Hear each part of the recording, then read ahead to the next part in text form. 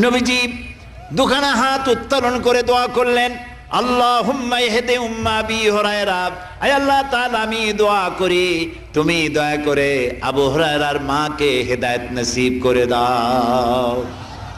রাসূলুল্লাহ দোয়া করলেন আল্লাহ ওর মায়ের হেদায়েত করে দাও। হযরত আবু হুরায়রা রাসূলের মুখে দোয়া শুনে দিয়েছেন দৌড়। পিছন থেকে সাহাবীরা মনে করলেন আবু হুরায়রা দৌড়ায় কেন, জামা টেনে ধরছে পিছন থেকে। জিজ্ঞেস করলে আবু হুরায়রা দৌড়চ্ছ কেন, কোনো বিপদ হয়েছে নাকি? কয় না, কোনো বিপদ হয় নাই, আমাকে ছেড়ে দাও। কেন, কি হয়েছে? হযরত আবু হুরায়রা বলেন, সাহাবীরা আমাকে ছাড়ো, আমি দৌড়াইয়া বাড়ি গিয়ে দেখতে চাই। আমি আগে দৌড়াইয়া বাড়ি পৌঁছলাম, নাবি বাড়ি পৌঁছবার আগে আল্লাহ নবীর দোয়া আমার বাড়ি পৌঁছায়। সেই দুইটা জিনিসের কোনটা আমি দেখতে চাই।